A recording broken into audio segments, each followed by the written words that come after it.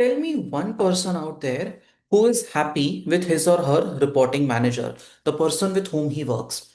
Everyone, every human being that I have met has only and only complained about the person he reports to, the person he works with. My manager did this to me, my manager snatched my credit, my manager is not compassionate, and which is why I have some difficulty while I'm working. Yes, that is a commonplace phenomena. But what you need to understand is why do people complain? Because they are being made to work in a way that they don't like. Well, this is a fact of life that nobody likes to be told what to do, and yet their livelihood depends on listening to instructions given by someone who happens to be their manager. Now, as a professional who wants to go deeper into the field of finance and accounts, as someone who wants to build a successful career, I think a part of your job will always involve reporting to someone and working with someone. And at some point of time in your journey, when you also gain those years of experience, you will be the one who will be managing a team. And which is why, for you to make sure that people who work with you don't face the same complaints that you are facing right now, ACCA believes it is mandatory to discuss the concept of leadership with all of you, because being a leader and being a manager are two very, very different things. A manager is a designation, a CFO is a designation, Chief Financial Officer, Director, Chief Executive Officer. These are all designations. Your appointment letter mentions that you are a manager, your appointment letter mentions that you are the Chief Financial Officer. But being a leader is not a designation. Being a leader is a role, it's a responsibility that you grow into, and it is basically a role which involves taking everyone along with you while helping the organization achieve its objectives. Which is why the first topic that we are going to discuss in your SBL journey is leadership and culture, and how exactly is appropriate leadership necessary to take the organization to the next level, to lead people from being, a set of disconnected individuals and taking them to the next level. Now, the job of a leader, the job of a person who is, I'm not saying a manager, the job of a person who people look up to is to bring together people who might not see eye to eye, or people who are in a way disconnected from each other, who are different from each other, whose attitudes might be different, but bringing them together on the same page and channelizing their strengths, their creativity, working on their limitations, so that ultimately you can achieve the final objective for which you have set out for. Now, understanding leadership, see, a leader is someone who exercises influence over other people. Now, you could say that our Prime Minister at the moment, Mr. Narendra Modi, he's also a leader. Adolf Hitler was also a leader. See, right now, let's get the politics out of picture. Let's get the moral perspective out of picture. Let's not think about the moral compass, but to think of it, who is a leader? Somebody who exercises influence over others. And by that, I'm not saying necessarily that it has influence, does not mean like an influencer on social media, although they could also be considered as thought leaders in a certain way. People who are basically who are responsible for taking the organization from where it is right now to the next level. Architects of the organization's future, concerned with strategic management that involves planning long-term objectives and leading others to implement comprehensive plans. Now think about it. Every individual working in the organization will have his or her set of personal problems. They might not like working with each other. They might have been hired for a role, that they are not the exact fit for. Somebody might want to come early, somebody might want to go home late, or whatever. People will have different perspectives when they are put together in an organization. Now, what is the job of a leader? A leader should inspire that kind of confidence amongst the team members so that all of them come together and they keep aside their differences and they lead the organization to its ultimate objective. Objective is, what do you want? For example, if my objective is to become a one-stop shop for all courses in accounting and finance and becoming the market leader or becoming a dominant player in the market, I can't do it alone. I will need a set of people who are experts in different areas. Somebody who is an expert in marketing, somebody who is an expert in customer services, somebody who is an expert in sales. I will need people who belong to different areas of expertise. They will come from different backgrounds. They might not like me personally. I might have challenges with them on a personal level. But as a leader, my job is to make sure that all of them are on the same page and all of them are focused on achieving the final objective of the entity. Now, basically, you need to tell people as a leader what is it that the organization wants, which is why it is important to first of all have a vision. A vision is something, like the kind of questions that you get asked in interviews. Where do you see yourself in the next 5 years? That is your personal vision. Here, we are talking about organizational vision. Where do you see the organization after 5 years? If somebody were to ask the same question to Mukesh Ambani right now, he's coming up with the with an initial public offer for Geo. Geo is about to go public very, very soon. And in the next 5 years, what I have heard him say is there is going to be focus on renewable energy, there's going to be focus on AI, deep tech, and all of that. So after 5 years, he's not seeing Reliance in the 50 fields that it is already in, but he has set where do I want to be, wala perspective for different areas, renewable energy, electronics, telecom. So different sectors is what he's trying to do right now. This is where he wants to take the organization. That is the vision. Where do you want to be in the next 5 years? Objective setting is defining that very clearly in terms of if I say what is my objective with the current SBL batch, the objective is to help maximum students clear, but that still becomes vague. If 100 students have enrolled with me, my objective would be to make all 100 clear. Very, very optimistic, maybe slightly unrealistic, but yes, that is where I want to be. And to reach that particular position, what changes are required within the organization? If I want to help 100 students, then my current approach of handling the students might not be the most effective. I will have to change. I will have to probably take help of technology. I'll have to hire more people in the team so that we can reach that final objective. And monitoring the performance of each of these different ingredients, is the social media team doing its job? Is the customer service team doing its job? Are the faculties doing their job? All of them together so that everyone is aligned towards reaching the final destination. So a leader is supposed to bring all of them together, work on their strengths, get find a way to sidetrack their weaknesses. And why are we doing all of this? Because we have a vision where we want the organization to be, and we are bringing all of them together to achieve that final objective. Now, as leaders, your first job is vision and mission setting. The word vision, for lack of a better word, I always keep on going back to that one annoying question in the interview. Where do you see yourself in the next 5 years? So my answer sometimes, if I were to be cheeky, I would be like, yeah, sitting in your position. That is my vision for the next 5 years. That is where I want to be. Mission is what do I basically exist for? What is the reason for my existence?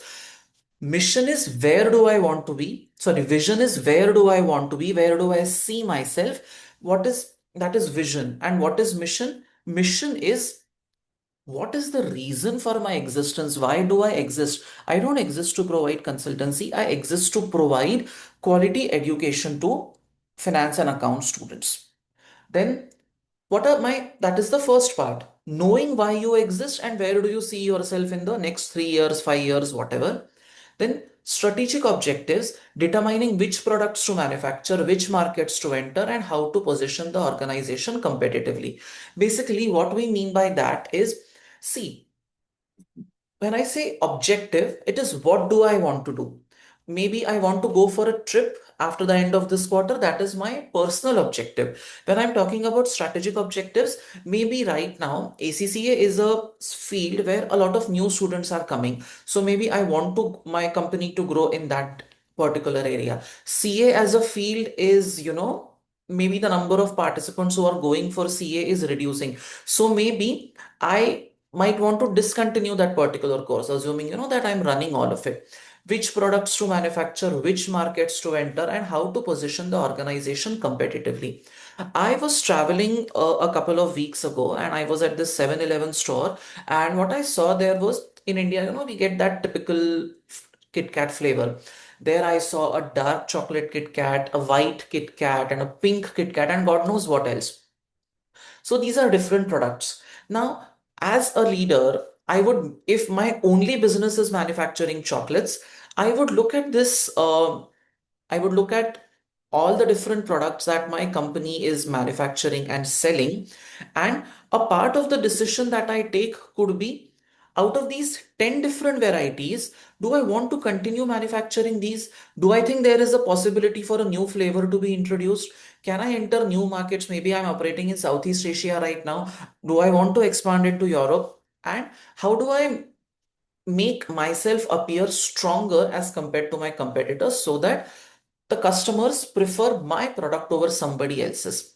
If I have to, if I'm a leader, I need to be capable of managing change. Imagine the year 2020 and there is lockdown on account of COVID, and now the offline businesses have are all required to go online. I remember working through those times, like so many of my colleagues, we found it very difficult to get the job done online. Or some of us had internet issues, other people had personal issues, there were other challenges that were coming because we were so used to dealing with things in the 3D format face to face. So when this transition was happening, what the job of a good leader at that point in time is to make sure that this transition happens smoothly, effectively, without hampering the progress of work, and at the same time making sure that the people who are part of that process, they are also not made uncomfortable.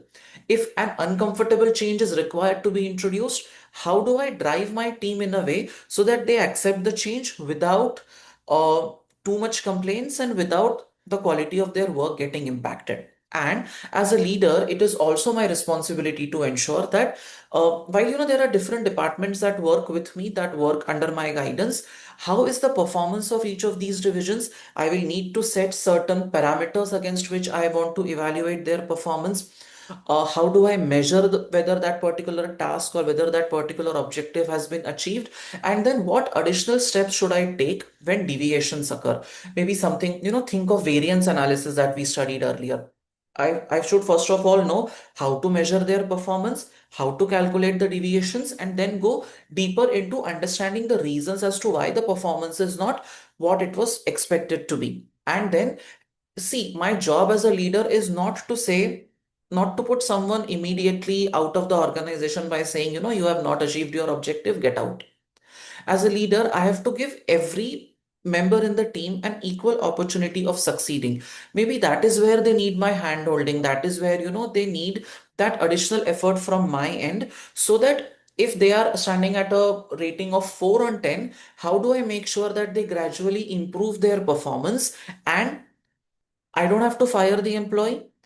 And at the same time, I give him an opportunity to improve, and the organization also does not suffer in the process. So it's a very thin line that I have to walk on, basically. Now, while we discuss the role of the leader, while we discuss what exactly he's supposed to do, we basically laid the foundation for two words. One was mission, which is the very reason why you exist, the reason for your existence. And second was the term vision. Where do you see yourself in the future? I mean, I could see myself as anything. That's besides the point. But if I want to see myself as a leading faculty for a particular subject or for the ACCA course in India, or if somebody wants to see his organization sales hitting a total of 100 crores in the next 5 years, that is vision. Where do you see yourself? Now, the whole idea of leadership is a very fluid idea in the sense it's very difficult to define a leader, and it's very difficult to say that okay, these are the qualities that make you a leader. It's as good as describing, or it's as good as talking about a perfume. You can feel it, you can say that okay, I like it, I can understand that somebody has applied a perfume, but it is very difficult for me to describe the perfume, right? So leadership skills or leadership qualities are intangible in that sense, and in my opinion, either you have it or you don't have it. you cannot, beyond the point, you cannot be trained to be a leader. You should have some of the qualities existing within you. Like, for example, you could hire the best coaches for me for making me a singer, but I don't have any knowledge of music and my throat is just not aligned with the act of singing. So it's not possible to develop that beyond a point, even if you get the best training facility for me or the best trainers for me. Similarly, all the leadership programs that all these amazing colleges run, I think they should be for people who already have leadership qualities, who have demonstrated that, and who want to improve what they already are. But somebody who is a non-leader, it's very difficult to turn that person magically into a leader overnight. There are different management theorists who came up with their own ideas. Kotter, for example, said that managers create detailed plans and budgets while leaders establish direction through compelling visions of the future. So he put the manager in more of a, you know, technical hard skill kind of a job where his responsibility is to create the blueprint, but it is the leader's job to inspire every people to inspire every person in the team to follow that blueprint and make a compelling case so that everyone works towards the success of the organization. One thing that leaders need to work on is giving a reason to everyone as to why they should wholeheartedly participate in achieving the vision of the organization. I am an employee in a company. Even if the profit of the company goes from 8 crores to 80 crores and we reach newer heights of success, what's in it for me? I'm giving my everything to the organization. The company is growing, the owners are making money. What do I get in return? What's in it for me is a very important question that leaders should keep in mind when they are shaping their teams. Mintzberg had a counter argument. He said that effective managers require vision to guide their decisions, and visionary ideas need solid management to become reality. In many ways, it's like playing with words. Using, uh, there's this AI tool called Quillbot, and you have your chat GPTs and all of that.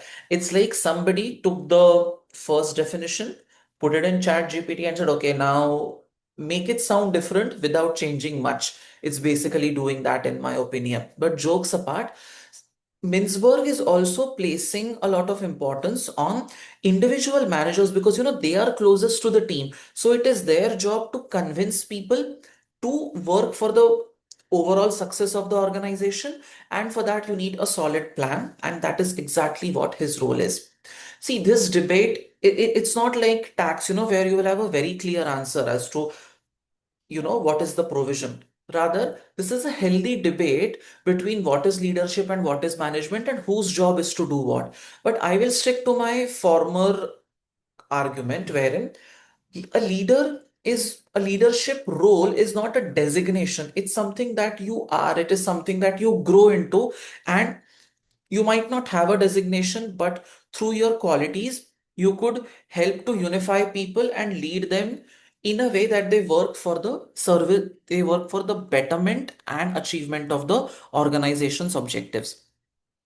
Now, another gentleman, Adair, he gave his own leadership framework where he identified three important ingredients. First is task achievement, team maintenance, and individual needs. Task achievement is basically ensuring that whatever is your to do, whatever is your objective, are you able to complete that objective within the given amount of time and within the resources that have been allocated to you? Task achievement is effectiveness. काम किया, did you do the job for which you were hired? Team maintenance, keeping people within the group functioning as a cohesive working unit with strong interpersonal relationships. See, a workplace is not a place where you make friends, but you need to make sure that people are comfortable working with each other. For that, you might have to realign teams, you might have to change reporting structures, you might have to adjust the shift timing so that everybody has that basic level of comfort. Because I believe if your employees are comfortable, if they get the right working environment, if you avoid clashes, they can deliver better. And at the same time, you cannot not focus on individual needs, right? Now, some employees get motivated by money, some employees get motivated by visibility, some employees get motivated by other factors. So, as a leader, you should identify what makes people tick. For example, if somebody is only after money, you could link their performance with a bonus, or you could introduce performance oriented pay packages, so that these individuals who work solely for money know that if I finish this objective and I go above and beyond, there is a financial reward that is awaiting me. Somebody needs visibility, put him on social media page of your company so that the person's face is seen. So see, it's not possible to make sure, it's not possible to cater to everyone's needs, but you should make an effort so that to the best extent possible, you can ensure that the individual needs are met so that there is cordial working environment, and naturally that will help you in achievement of your objectives and tasks.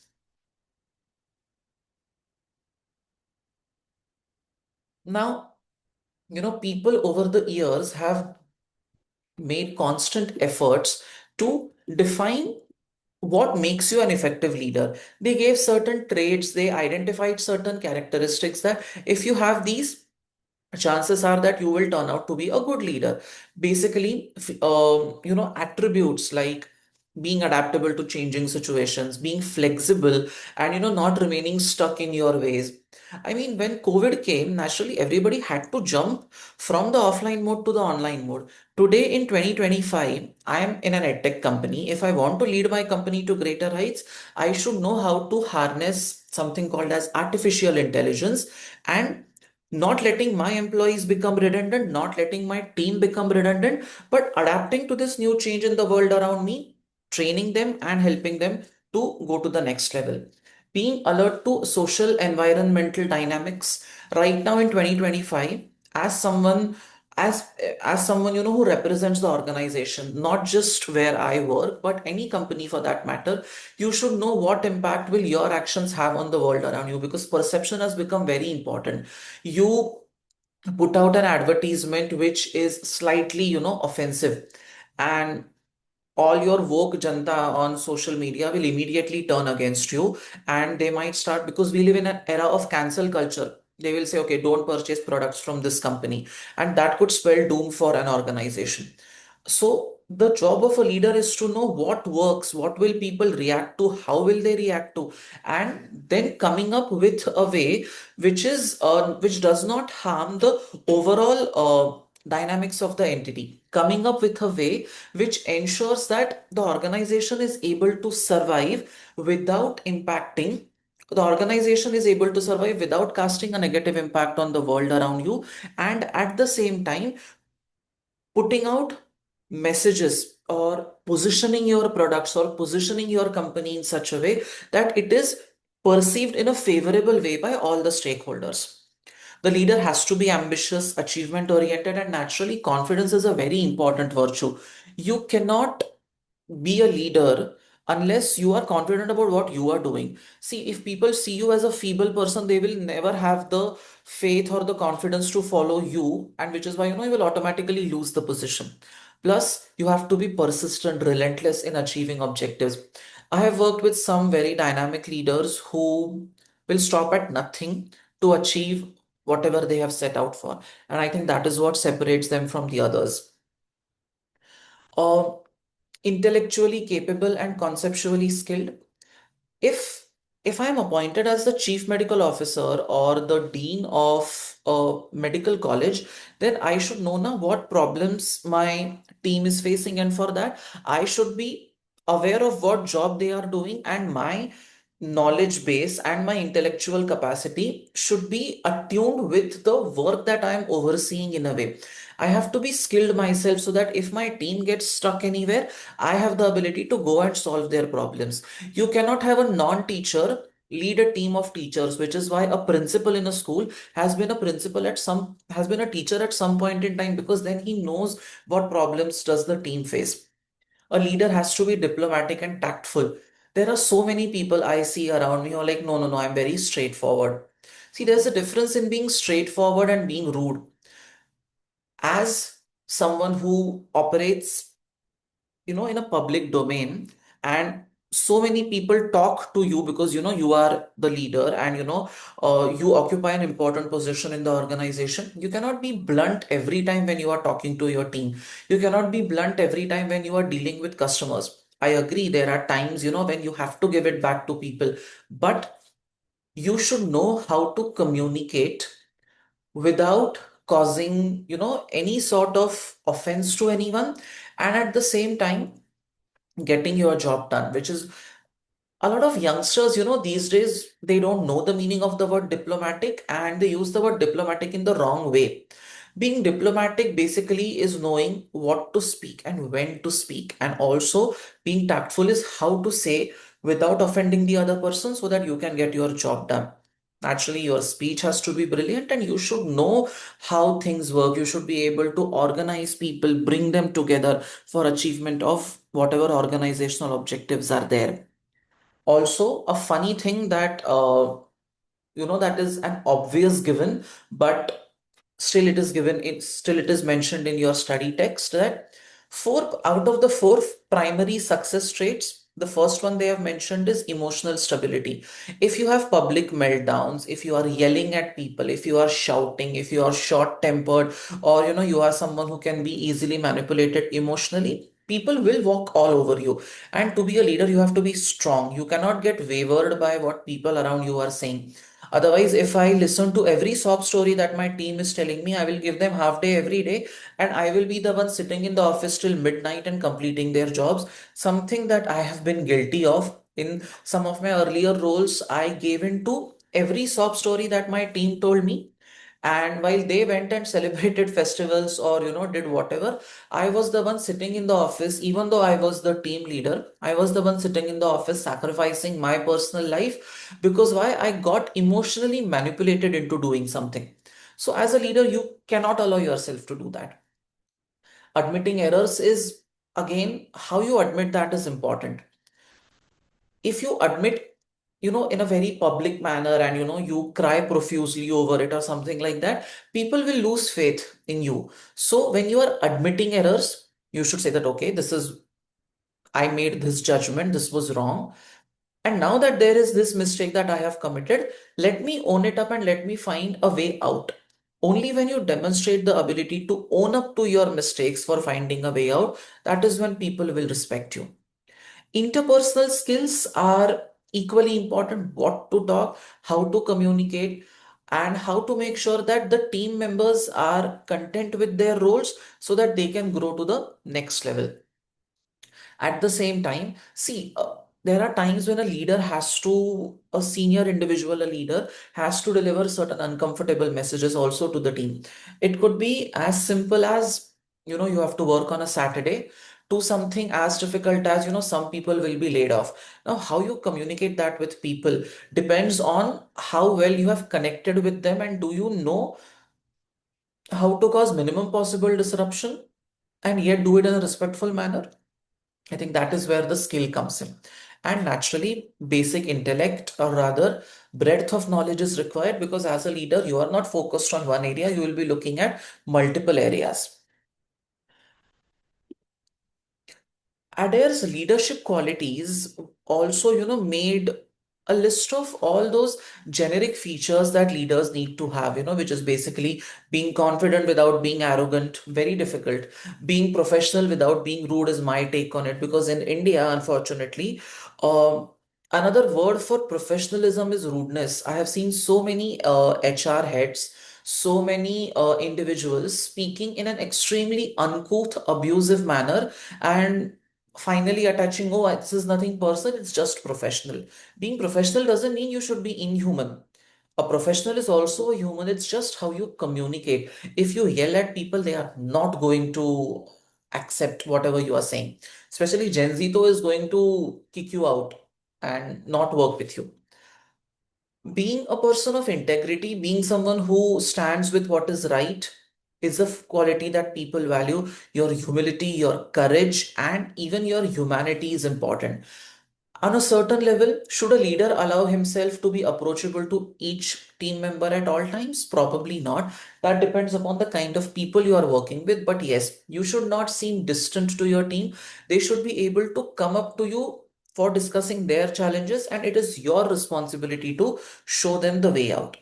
Now, the job of a leader is, see, a leader is not a manager. Think about it. If I am the manager, my only job is to maintain the status quo. My only job is to ensure that the way things are happening right now, I'm managing them effectively. I'm ensuring that the smoothness of the machinery with which it is running, that smoothness should not get impacted. It should continue to function, in the manner that it is functioning right now. Nothing should go wrong. That is management.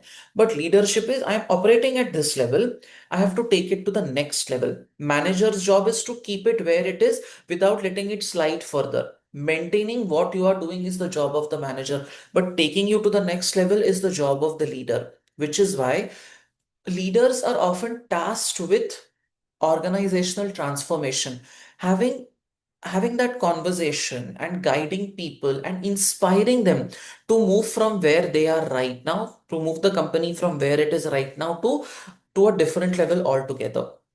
Which is why it's necessary that leaders develop vision, knowing what is the goal of the organization, where does the organization have to be, and what all do you need to do to take the organization where it wants to be. Now, people will have the question that I told you 5 minutes ago, which is, what's in it for me? Okay, you want the company to grow from a 50 crore company to a 500 crore company.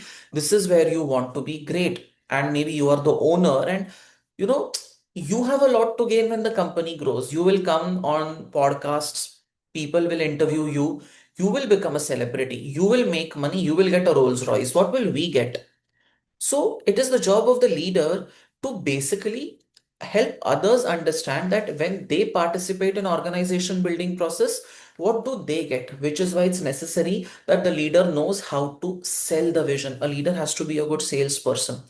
He should have the ability to make the individual members understand that when the organization grows, how do you grow? It could be monetary growth, or it has to be monetary growth, but also personal growth and chances for going. When the organization moves from here to here, even you, if you deliver a good job, not only will your salary grow, but your designation will also grow, your respect will also grow, so that you also feel invested in the process. Then you will have to create a plan, a comprehensive, detailed approach on how to move from the current state to the future state. And then, of course, as a leader, you will have to show by acting out yourself. You will have to be the example that people can then follow to move from where they are right now to wherever the organization intends to be. So, the job of the leader is, when we say transformational leadership, taking the organization from where it is right now, a 50 crore company, to a 500 crore company. And in that process, taking everyone along. Now, not everyone is going to buy into your idea immediately. As the leader, it will be your job to convince them without begging in front of them, so that they wholeheartedly participate in achievement of that vision. Now, when we talk about leadership, we should understand the role it plays and why it is so important. In 2008, when we talk about the financial crisis, Lehman Brothers, and the global economic downturn that the world saw, at that time, nobody blamed the teams, everybody blamed the leaders. What were you doing? Because they were responsible for ensuring that, whenever a crisis like this is going to happen, it starts showing its symptoms well in advance. As a leader, it should have been your responsibility to identify those symptoms, work on those symptoms, and take the entity safely out of that situation without causing any, or by causing minimum possible amount of damage. So, if so many companies fell one by one, somewhere the leadership failed. Which is why the leaders, as a first step, they should know what they are, and they should know what the company is. Knowing yourself, understanding motivators, understanding factors that will demotivate the team, what could push them to deliver better, all of that coming together and overcoming those challenges. Consistent practice involves basically ensuring that the team knows how to work under pressure, ensuring that you as a leader, you don't pass on every discomfort that you are facing to the team. Sometimes the client yells at you. What do you yell in the same measure at your team at the end of the day, or you take the heat from the client, you take the heat from the senior, you absorb it, but you don't pass it on to the team? Because if you pass it on to the team, then it creates a toxic environment. And at the same time, how are you tackling the societal pressures placed on you? A societal pressure doesn't mean that, it always has to be like, a anti-pollution activity. No. What we are trying to say is, when you work in the outside world, when the organization interacts with so many stakeholders, it has an impact on each of these stakeholders. What do I mean by that? What we are trying to say is that if you are an organization, that sells processed meat, then you should know that if the processed meat is not stored properly and it is consumed by someone without checking the expiry date, that person might fall sick, that person might die. So one aspect of your job would be to ensure that only the highest quality material is shipped. On the other hand, you should also be aware that as an entity, you are not sending out a response to the outside world which speaks poorly of your moral compass and the standards that you want to live up to. When we are talking about taking the organization from its current stage to the next one, I think a key aspect of that is going to involve innovation. Today, making these slides, by the way, that I have made for you, putting all those graphics and all of that, maybe 5 years ago, this would have taken me 4 days to come up with this presentation and putting all my time in this particular activity only. But today, with the help of AI tools, if I provide a text, then the AI tool is able to create an illustration for me, which is apt for the discussion that I'm doing. So, this is where innovation comes in, that you are using AI tools to make your life easier.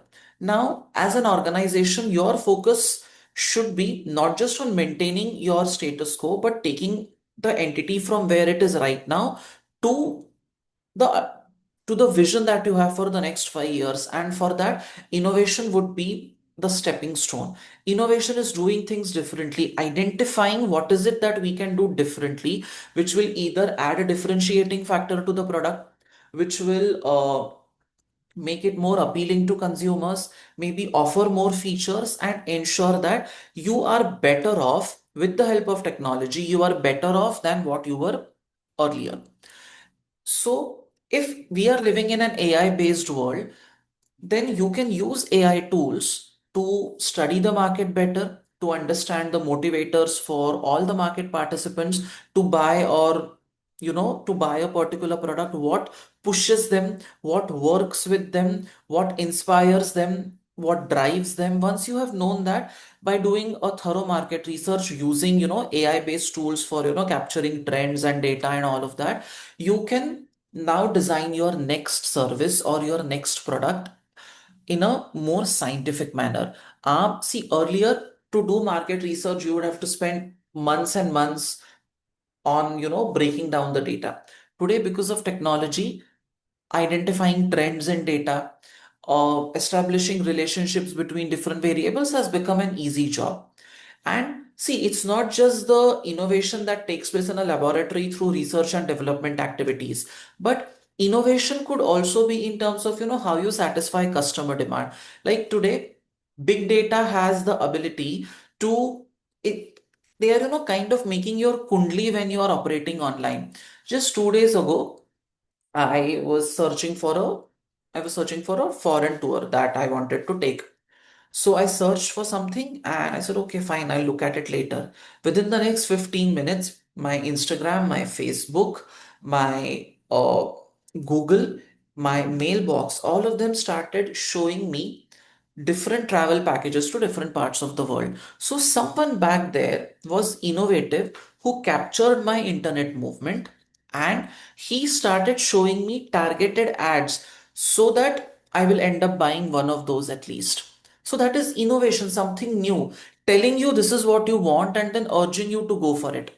See, in today's day and age, there is a joke that people say, There's this meme I saw where a woman is telling her friend, you know what, I'm getting signals from the universe that, you should go for a trip.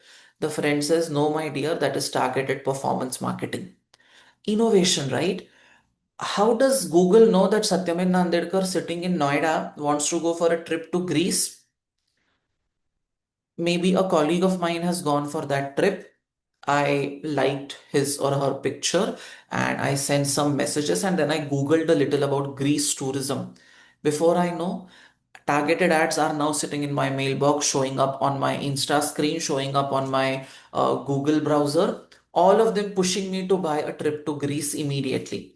So that is innovation. Who would have thought that a tourism agency could make use of tools like Google and Insta and so many to constantly push their agenda and compelling people to buy a trip to another country.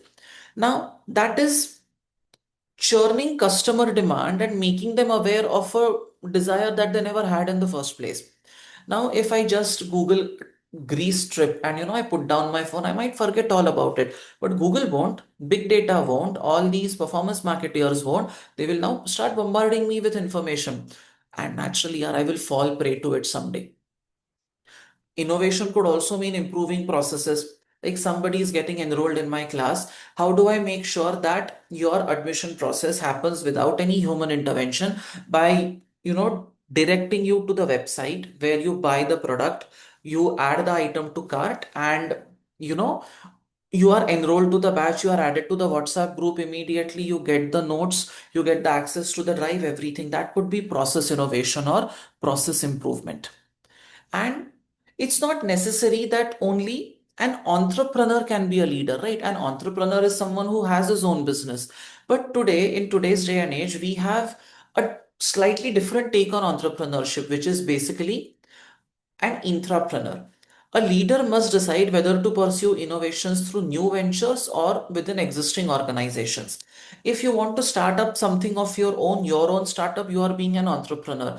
But if you are a salaried employee in an organization and you are working on certain innovative ideas to help scale business to the next level, you are a salaried employee but who is acting like a self starter in lot of ways, and who is using his vision, his knowledge to help the organization grow, and he's also growing in the process, but it is not his organization. Like me, and say for example, if I were to start my own coaching class, I would be an entrepreneur. But all the knowledge and information that I have gained over the last couple of years, I use that information to help another company grow. And I'm also growing in the process. That is being an intrapreneur. See, when I have my own startup, for example, at that startup phase, it's a small setup, where constant innovation and growth is possible, constant trial of new ideas is possible. But when the organization starts consolidating, when it moves from that startup phase of 15, 20 employees to a slightly larger phase, then at that time all of these processes will have to become formal. And in that setup, then of course you as the leader will have to appoint other people who can act as an individual contributor or who can act like intrapreneurs and make sure that they are using their vision, not necessarily the vision set by the management, but they are using their vision to help the organization grow naturally after getting approval from the top management. And that might, having your own individual power centers in the organization could help the organization grow in a more cohesive manner without without having a compelling need to reach out to the founder for every small decision that you take.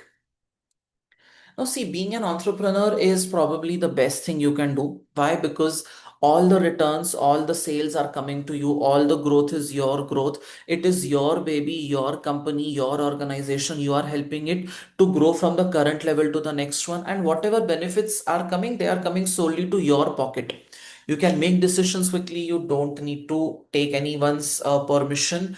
And there is a lot of creative freedom. Nobody is going to question you on why you made a particular decision, or why you made your slide this way and why not have some other picture. That creative freedom is there, but there is also a risk. If the business fails, you fail. If you don't get sale in a particular month, then you might not have anything to run your life to sustain yourself. If you are an employee in an organization, regardless of the sale that the company makes, at least you will end up receiving your salary, right? Your salary will not be affected. So, but yes, then the flip side is also there. If the organization registers bumper sales because of your effort, that entire sale is going to the company's pocket. It is not coming to you. When it is your company, you are way more invested mentally, emotionally, and time-wise. But if it is not your company, you don't need to put in that much effort. Also, you are an employee with some organization, like, I am working with some edtech, for example. I might want to pursue certain agendas, or I might want to do things a certain way. But if they have budget constraints, or, if they have time constraints, they might not give me that permission. They might not give me that freedom to execute things the way I want. And that might become, a bit of a demotivating factor for me. Intrapreneurship is like the best of both worlds, I would say. You are, say, for example, I'm working with an edtech company. And while I'm working there, I'm a salaried employee. I get 5 lakh rupees a month as my salary. But I have complete freedom in terms of running my vertical. I don't have to take permissions. I can have my own set of rules and regulations, naturally vetted by the top management. But they have given me full freedom. Satyam, your salary is 5 lakh rupees a month. Do whatever you want. Just make sure that you help this vertical become the leader in terms of ACCA content or in terms of ACCA subjects. You have all the freedom to do that, hire anyone you want. This is the budget that we are giving you. The good part is, I am almost made to feel like an owner. So, all the ideas, all the thoughts that I have, I can bring them to the table.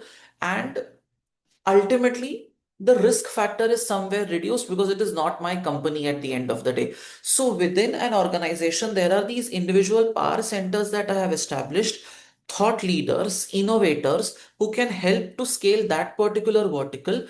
They are as good as owners, as in their investment of time, energy, effort is everything like that of an owner.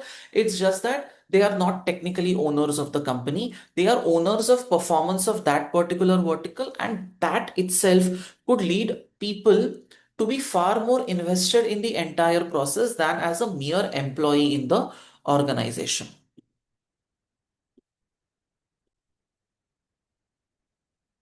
But guys, being a leader is not something that can be, being a leader is not something that you can do without rules or without having certain basic guiding principles to help you with your process. The idea behind responsible leadership is basically working within certain frameworks that have been established. Just because you are a leader doesn't mean that you can override rules and you have a free hand in terms of team management. Governance is the system by which organizations are managed and controlled, requiring leaders to balance the needs of multiple stakeholders while maintaining the highest ethical standards. So the leaders should not at any point in time feel that, because I am heading the organization, I have the freedom to bribe a government officer to get the job done. Because if I bribe the government officer, he will pass the project, and my whatever project I have in mind, that can be set up, and I can achieve my level of sales, and my overall growth can be achieved, and my team will be happy. I should not at any given point in time feel that just because I am the senior most, there is no one watching over me, which is why you have certain governance related principles which basically help the leaders embody certain values that can ensure that they stay on the right track, and just for achieving organizational growth, they don't overstep their mark. So ethics play a critical role in, making leadership responsible for their actions. The leaders have to ensure that, because see, they are at the end of the day managing multiple stakeholders, customers, employees, suppliers, government, everyone. So if they are managing the expectations of multiple stakeholders, they should ensure that they stick to their ethical principles, they stick to their guns when they are interacting with the with all the different stakeholders for that matter. While commercial organizations may prioritize shareholder needs, effective governance requires balanced consideration of all stakeholder interests. What does that mean? So, see, the ultimate objective of a business is maximization of shareholder wealth.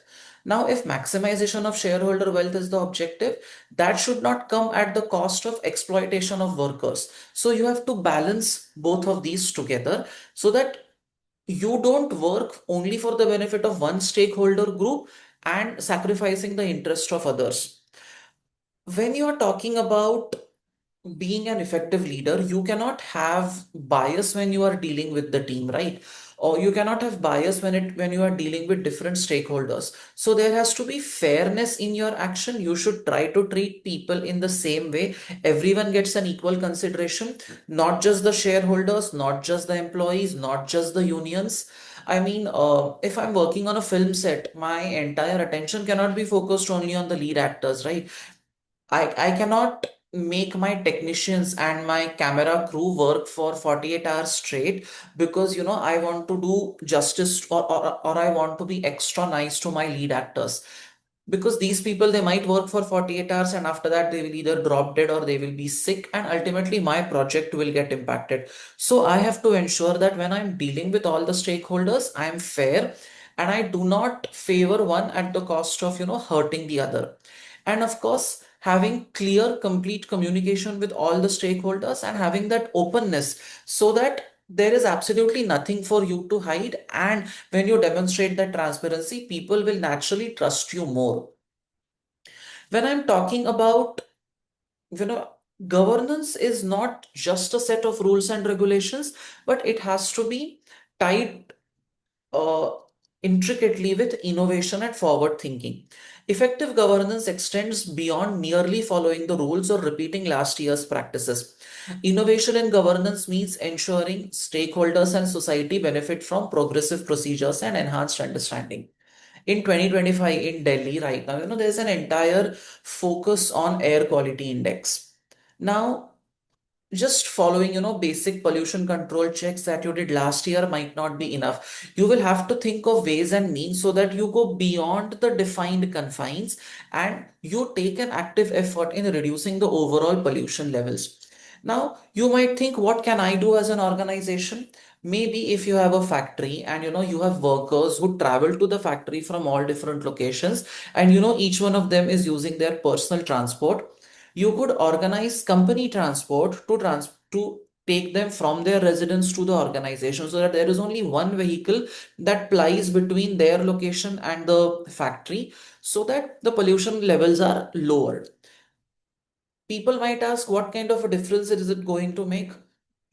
Well, it will make a difference at an individual level, and if all of them think in that manner, then naturally it will have a positive impact on the air quality index. Creating value in today's, in say, when you are standing in the year 2025, all customers are looking for is value. What employees are looking for is value. And how do we define value? Something that adds to your status quo. You are a student, you have approached me for learning a particular subject, and I quote my price as 5,000 rupees. After that, your question is, if I pay you 5,000, what do I get in return? Correct? So that is commercial value for you. If But value creation is not just centered on this aspect. If say for example, I want to set up my factory in a particular area, and I need the permission from government authorities. The question will be, what exactly are you adding to the area where you are operating, and why should we give you permission? You will use the land in this area, you will create pollution in this area, you will damage the environment. To that, my response could be that yes, I agree that some of this will happen, but I will create job opportunities for people in this particular area. The per capita income in this area will increase. So if you give us permission to establish factory in this area, we will gain, no doubt, but we will help the team also gain, and we'll also We let the society also gain by creating job opportunities, by creating value for them so that their per capita income also increases. So you will have to demonstrate to the stakeholders how exactly is the organization adding value to them, to their existence. Otherwise, there could be a flat out refusal for giving permission. But at the same time, the leader should also embody the qualities of skepticism and independence. See, just because you want to keep all the stakeholders happy doesn't mean that you cave into every single demand that is coming in from them, right? You cannot, you should have the ability to question all the proposals that are kept in front of you. Skepticism means having a questioning mind, constantly asking why, how, what, where, when. So, employees might demand a 40% hike. Does not mean that you cave into that. Skepticism requires a questioning mind and critical assessment of facts and evidence. Non executive directors and institutional shareholders play a crucial oversight role, constructively challenging and helping develop strategic proposals. Now, think about it. When there is a proposal in front of me for expansion of my factory. But see, and I know that if I expand my operations, my sales will grow by 40%, my gross profit will grow by XYZ percentage, and overall there will be an increase in shareholder wealth. But just because a proposal is adding wealth to the company and wealth to the shareholders, is it the right proposal to take for me? Will I land in some PR nightmare because of the new expansion of factory? Or you know somebody could tell me that if you want to grow, if you want to increase your net profit margin, you should employ people below their minimum wages. Or if there is a minimum wage act, one proposal that I could think about is pay 15,000 to your worker, because that is the minimum wage rate in your area. Pay him 15,000 by check and then ask him to give you back cash of 5,000. This happens in India all the time, by the way. Now, it might help me in generation of wealth for the shareholders, but that will be at the cost of well-being of the employees, which is why I should not say yes to any proposal that comes in front of me. I should think about the ethical implications and everything and keep on questioning the validity till I'm given a convincing answer. And at the same time, it's important that all the decisions that I take, there should be no bias in my decision making. People should not occupy positions, which could be conflicting with each other. For example, the CEO and the chairperson and the chief executive officer should not be the same person, because the chairman is supposed to be far more unbiased when it comes to leading the organization. The CEO might have a different set of roles and responsibilities. It's necessary to have independent non-executive directors.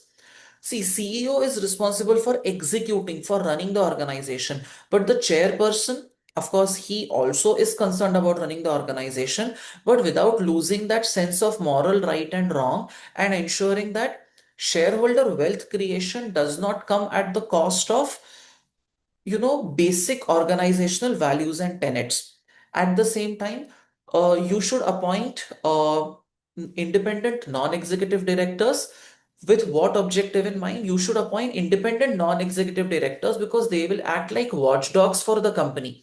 And when I say watchdogs, they will keep an eye on all the activities that the executive directors are doing and effectively question them if they believe that something is not right. Having internal and external auditors helps to keep a constant check on how you are doing your job. And uh, of course, there you will have to have a limitation of non-audit work to maintain objectivity. What does the last point mean? The last point has got more to do with the role of the external auditor and what all tasks and responsibilities is he made answerable for. We'll discuss that separately when we get into the discussion on audit. As a leader, it is necessary to for you to exhibit probity, honesty, and responsibility. What does that mean? The word probity basically means it's a feature or it's a characteristic which is fundamental to your basic organizational success, fundamental to governance systems involving integrity, honor, virtue, and fair dealing. Are you operating in the right way? Are you being honest in your dealings as a leader? Um, are you taking, say,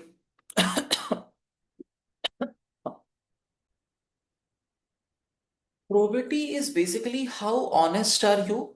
Are you a man of your word and are you honoring the commitments that you have made? As leaders, are you willing to accept the responsibility for failure should failure arise, or are you simply pushing that responsibility onto others? And naturally, as leaders, you cannot be someone who basks solely in the success while refusing to take responsibility for any failures, which is why setting up accountability is very, very critical so that people know what you are answerable for. You cannot give authority without making people answerable for something.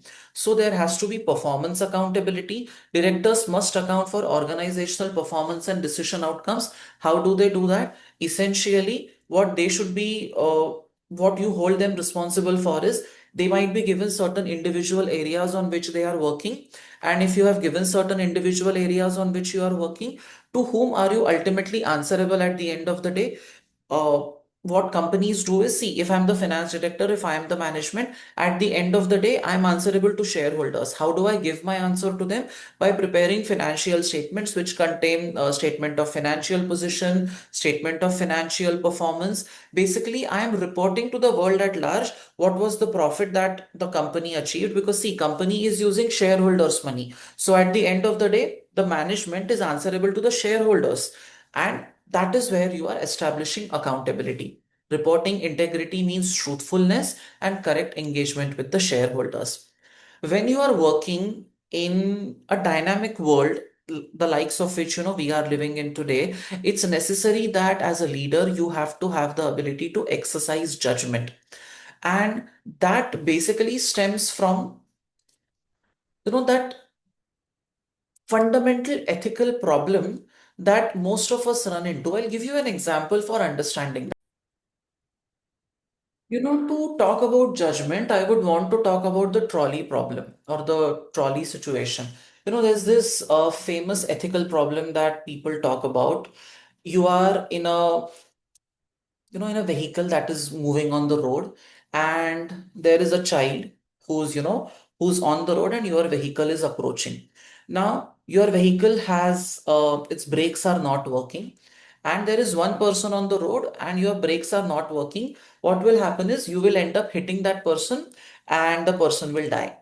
Now if you as the driver become compassionate and you try to save the life of that one person who might get hit by the vehicle, if you try to save him, the five people in the vehicle, they will die because of the accident. You have two choices: let one person die and safeguard the lives of five people in the vehicle, or try to save the life of that one person and then five people in the vehicle, they end up dying. What will you do? That is the judgment situation that we are talking about. See, there is no ethical right or wrong in a lot of cases. What might be right as per textbook standards might just be very difficult to apply in real life. You might have two problematic situations or two PR disasters that could happen. You will have to choose which one affects you the least. And that is where judgment comes into play. For example, somebody has put a post on social media against your organization. That person is threatening for a refund. Now, if you process that person's refund, that person will take the post down. You have a choice here. Either you bend your organization policy and give refund to that person and ask him to take down the post to prevent further damage from happening, or you stick to your policy of not giving the refund and let that post remain there, and then of course it will spread like wildfire possibly. So you should know, are you okay with paying away or giving the refund and safeguarding your reputation, or you don't want to give a refund but it's okay if your reputation is tattered to a certain extent. That is where judgment comes in. and of course being truthful at the end of it on an individual level, on the entity level, is the cornerstone of professional practice. What I mean by that is, as a leader, transparency, truthfulness are some of the defining features, and at an entity level, it is necessary that you do not compromise with that. You do not compromise with that on an individual level as well. And reputation in 2025 probably is your biggest currency. Reputation, which is built using years and years of hard work, could be damaged very easily, could be broken very easily because of one incorrect statement that you make. Now, most of us live under the digital eye.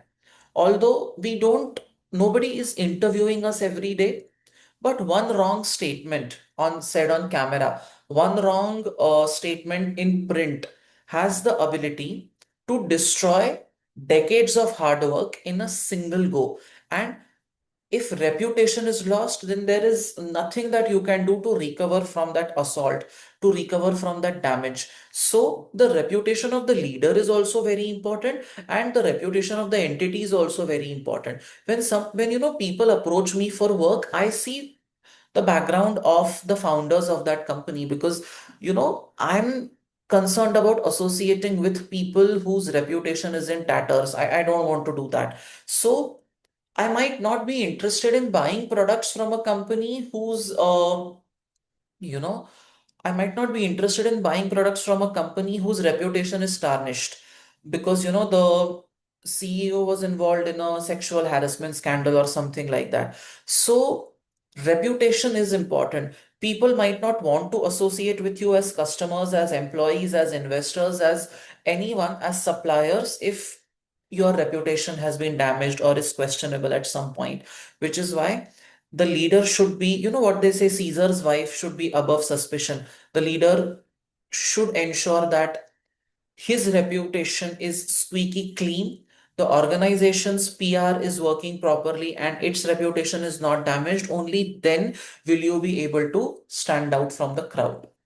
With this, we are done with the first part of the leadership discussion. After this, we'll be going into a deeper understanding of culture, which is the second part of the discussion. And that will be followed by a short video on past examination questions that have been tested on this topic. Thank you.